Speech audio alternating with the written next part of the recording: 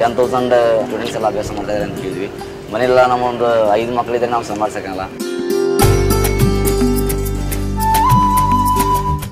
ಈಗ ಇಲ್ಲೇ ಹೋಗ್ಬೇಕಾ ನಾವು? ಇಲ್ಲ, ಆ ಕಡೆ ಹೋಗೋದು. 61ರಿಂದ 63 ಒಳ್ಳೆ ಕ್ಷಾಮವಾದ ಕಾಲ. ಆಗ ಊರುಗಳಲ್ಲಿ ಹಳ್ಳಿನಲ್ಲಿ ಊಟಕ್ಕೂ ಬಹಳ ತೊಂದರೆ ಇದ್ದಂಥ ಸಮಯ.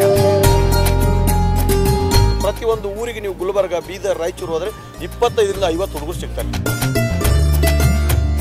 ಏನೋ ಅವ್ರ ತಾಯಿ ಇಲ್ಲಿ ಓದಬೇಕು ಅಂತ ಆಸೆ ಪಟ್ಟರು.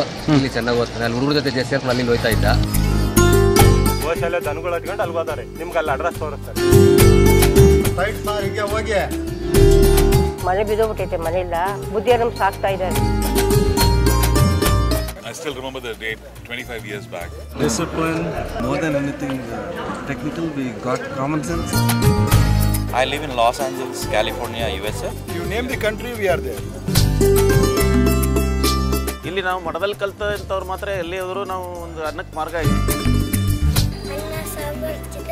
ನಮ್ಮ ಕಡೆ ಮುದ್ದೆ, ಬೇಳೆ ಸಾರು.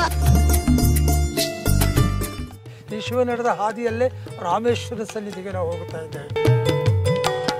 ನಮ್ಮ ತಂದೆ ಇಲ್ಲಿ ಹೈಸ್ಕೂಲ್ ವಿದ್ಯಾರ್ಥಿಯಾಗಿದ್ದಾಗ ಇಲ್ಲಿ ಓದಿದ್ರು. ಜಾತಿ ಭೇದ ಯಾವುದೇ ವ್ಯತ್ಯಾಸವಿಲ್ಲ.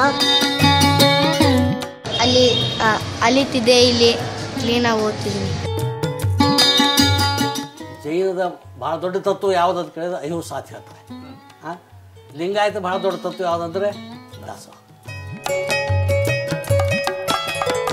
ಮಠ ಅನ್ನ ಕೊಟ್ಟಿದೆ, ವಿದ್ಯೆ ಕೊಟ್ಟಿದೆ, ಸಂಸ್ಕೃತಿ ಕೊಟ್ಟಿದೆ. ಏಪ್ರಿಲ್ ಬಂದರೆ 106 ತುಂಬಿ 107.